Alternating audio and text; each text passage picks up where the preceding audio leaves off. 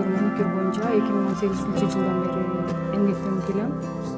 Албетте азыр уже Ош шаарында тегили Кыргызстан боюнча эле маникюр, педикюр салонунда услуга кызматтар боюнча кеңири тараган.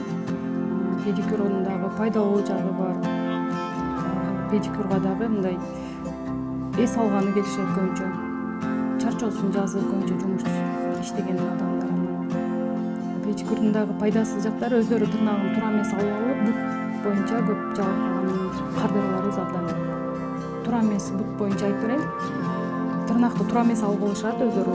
Же болбосо туура эмес бут кийим кийгенден болот да бул. Анан туура эмес бут кийим кыскан буттун. Ошондой кийишет да, ошондо тырнак уже бузулат.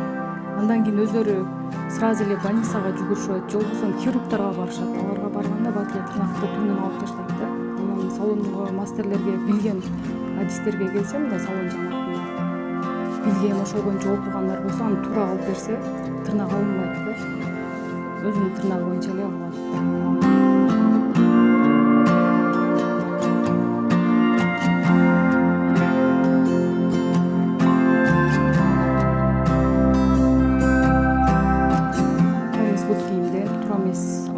Мастер да туура эмес алып койсо, уже кардарлар кыйналат. Туура алган мастер болсо, бир алганда эле алып алат. Бизде пятка дейт, кыргызчасы тапан болуш керек, ошолор жарылып, ошо тырнагы туура эмес өсүп кеткен, ошолор боюнча көп кайрылат. Эгер аны көрүш керек, биринчи көргөчтөн айта албайсыз. Клиенттин келген кардардын бутун көрүп, мен сразу эле айтам, мен өзүм алып алам. Же болбосо 2-3 күндөн келиңиз, же бир жуманын ичинде келиңиз деп.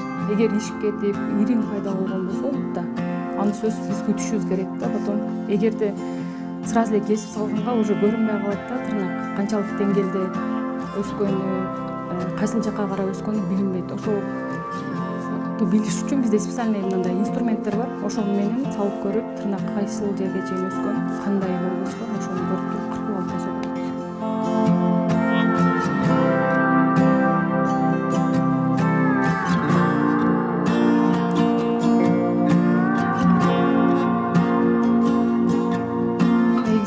Денени көтөрүп жүргөн бут болгондуктан тырнакты көңүл бура бербейт да. Ошо туура эмес бут кийим кийишет, же туура эмес алып коюшат өздөрү. Педикюр жасоо, болгосуна педикюрдун өзүнүн аппараты, педикюрный аппараттар болот, шипчиктери болот, тырнакты ала турган отдельный өзүнүн шипчиги болот. Сууга салынат, сухой да эки түрдө болот да. Куруп болот, сууга салынбайт. Бир түрү аппарат менен болот, ошол эки түрдө. Суу менен без суу аппарат.